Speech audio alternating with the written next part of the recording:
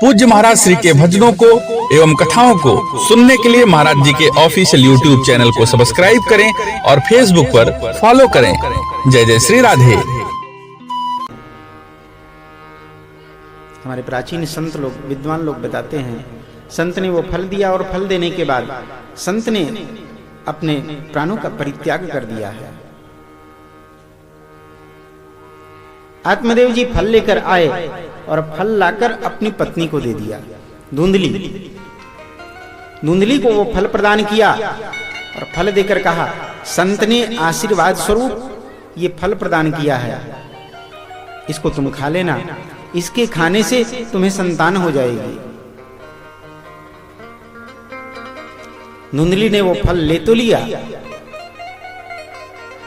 लेकिन लेकर मन में विचार करने लगी, सोचने लगी अपने मन में, इस फल को मैं खाऊंगी, खाने के बाद मैं गर्भावस्था को प्राप्त करूंगी, गर्भावस्था के दौरान मेरे शरीर की आकृति बिगड़ जाएगी, मैं जितनी सुंदर दिख रही हूं ऐसी सुंदर दिखूंगी नहीं, पेट बड़ा हो जाएगा, चलने फिरने में कठिनाई होगी, उठने बैठने में कठिनाई होगी, कई प्रकार की बातें होंगी। इस तरह के बुरे विचार मन में लाने लगी। धुंधली की एक सहेली आई है। धुंधली को इस उधेड़बुन में पड़े हुए देखकर धुंधली की सहेली ने पूछा, क्या बात है, तू क्या सोच रही है? धुंधली ने सारी बातें बताई। धुंधली की सहेली बहुत प्रसन्न हुई और कहा, इस फल को खा ले, जब तेरे पति को संत ने आशीर्वाद दिया है तो अवश्य ही तुझे संतान होगी, खा ले इसको। लेकिन समझाने के बाद भी धुंधली नहीं मानी। धुंधली कहने लगी, नहीं, मैं इस फल को खा लूंगी, गर्भावस्था के दौरान मैंने सुना है बहुत कष्ट होते हैं, कुछ खाना अच्छा नहीं लगता, खाओ तो उल्टियां शुरू हो जाती हैं, कई प्रकार की परेशानियां हैं, और सुन, मेरा पेट बड़ा हो जाएगा, मुझे उठने बैठने में परेशानी होगी, फिर मैं घर का काम कैसे करूंगी? सहेली ने कहा, घर का काम नहीं कर पाएगी, तेरे कोई सगे संबंधी होंगे, उनको बुला लेना, तेरी ननद है ना, उसको बुला लेना, वो कुछ दिन रहकर तेरी सेवा कर देगी, बाद में उसे अच्छे से नेक देकर विदा कर देना, जब तेरे संतान हो जाएगी तो नेक देने के लिए तुझे बुलाना ही पड़ेगा, उसे नेक देके विदा कर देना। धुंधली ने कहा, नहीं, मैं तो गर्भावस्था के दौरान चल फिर भी नहीं पाऊंगी, उठना बैठना मुश्किल रहेगा, कहीं मैंने उसे बुला लिया, अपनी ननद को बुला लिया, और वो अपने भाई को समझा बुझा के कहीं मेरे सारे गहने जेवर इत्यादि उसने नेग में ले लिए तो ये अच्छी बात नहीं है, फिर क्या करेगी? बोली, नहीं, मुझे ये सब अच्छा नहीं लगता। धुंधली ने कही, बंध्या वा विधवा नारी सुखिनी चेती में मति, मेरी मति के अनुसार तो वही स्त्री सुखी है जो या तो बंध्या है, जिसे कोई संतान नहीं, अथवा जो विधवा है।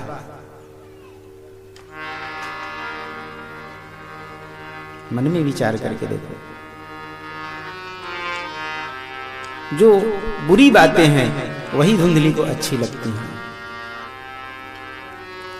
धुंधली की सहेली को ये बातें अच्छी नहीं लगी, धुंधली की सहेली वहां से उठकर चली गई है। धुंधली की बहन आई है, उसे जब इसने सारी बातें बताई तो धुंधली की बहन चाहती ही थी कि धुंधली को कोई संतान नहीं हो, क्योंकि धुंधली के पास संपत्ति तो बहुत थी, लेकिन उस संपत्ति का भोग करने वाला कोई नहीं था, और धुंधली की बहन के संतान बहुत थी, संपत्ति नहीं थी। तो धुंधली की बहन चाहती थी कि इसे कोई संतान नहीं होगी तो इसकी सारी संपत्ति मेरी हो जाएगी।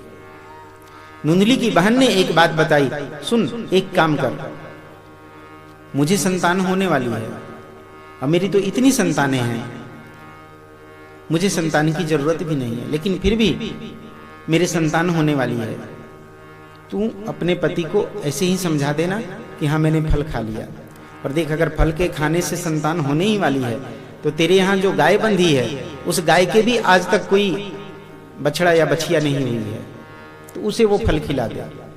होना होगा कुछ तो उसे हो जाएगा। तू तो ऐसे ही नाटक करना गर्भावस्था का, और मेरी जो संतान होगी वो मैं तुझे दे दूंगी। तुझे कष्ट भी नहीं भोगना पड़ेगा और तुझे संतान भी मिल जाएगी। धुंधली ने ठीक इसी प्रकार किया। वो फल ले जाकर गौ को खिला दिया है और खुद गर्भावस्था का नाटक करने लगी। धीरे धीरे धीरे धीरे समय बीतता गया। गौ जिसने फल खाया था वो भी गर्भावस्था को प्राप्त हुई। धुंधली नाटक करती रही। 9वें महीने गौ के गर्भ से एक बालक ने जन्म लिया है। शरीर मनुष्य का सा था, कान गौ के समान थी, इसलिए इनका नाम गोकर्ण पड़ा। कुछ दिनों पश्चात धुंधली की बहन को संतान हुई, तो उसने अपनी बहन धुंधली को दे दिया। धुंधली ने कहा मेरी भी संतान हुई है।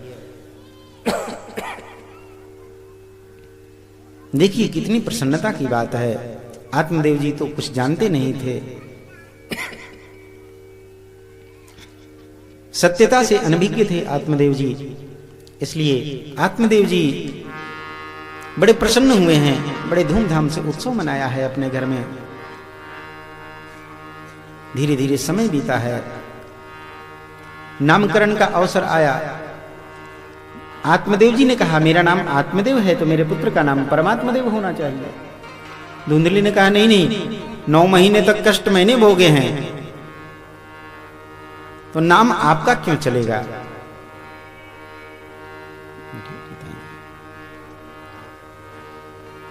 धुंधली ने कहा 9 महीने तक जब कष्ट मैंने भोगे हैं तो नाम मेरा ही चलना चाहिए। बोले फिर तू ही बता क्या नाम होना चाहिए। धुंधली ने कहा मेरा नाम धुंधली तो मेरे पुत्र का नाम धुंधकारी। आत्मदेव जी ने कहा ठीक है। आत्मदेव जी तो जो भाव आता है उसी में प्रसन्न है। समय बीतने के बाद ये बालक कुछ बड़े हुए। गोकर्ण जी का धर्म कार्यों में मन लगता था, धार्मिक कृत्यों में मन लगता था, लेकिन धुंधकारी वो अपने नाम के अनुसार ही बहुत बड़ा उत्पाती हुआ।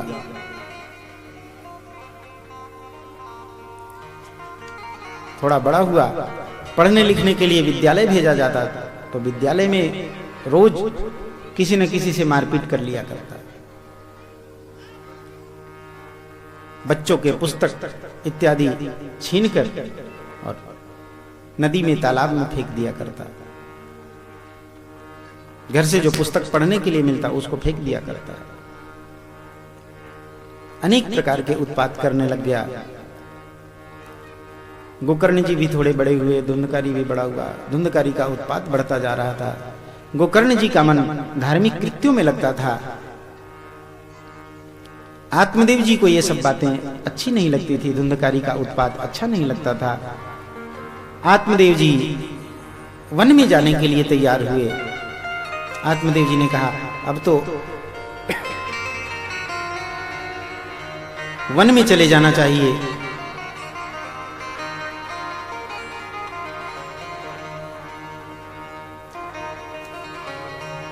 आत्मदेव जी ने गोकर्ण से जाकर कहा है बेटा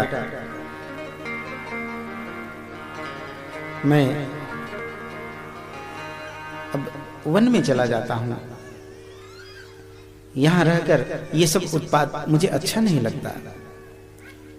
गोकर्ण जी ने अपने पिता को सदुपदेश किया है। देहि स्थिमान सुरुदिरे भीमतित्यजत्वम जाया सुतादिषु सदा ममतां विवंच पश्चन्निशं जगदिदं क्षणभंग निष्ठं वैराग्य राग रसिको भव भक्ति निष्ठ। पिताजी ये हाड़ मांस की जो शरीर हमें प्राप्त हुई है ना, ये उन परमात्मा की कृपा से ही प्राप्त हुई है।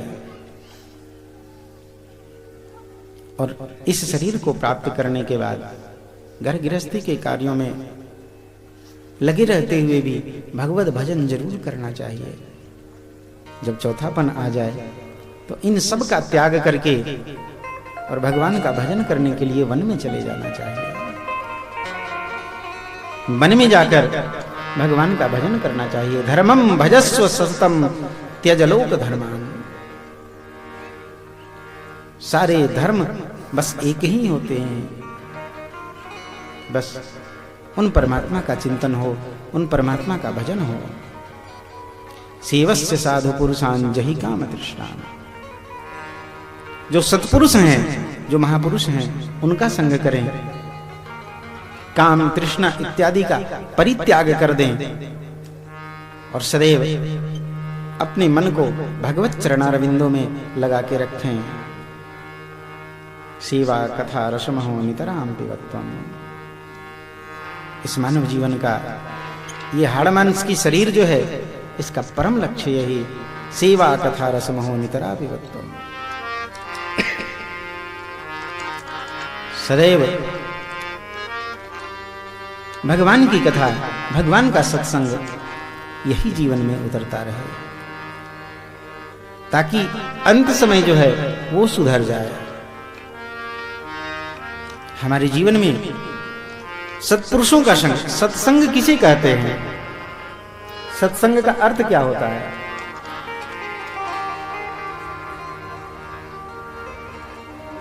सत्संग शब्द का अर्थ है सत्पुरुषों का संग, सत्य का संग।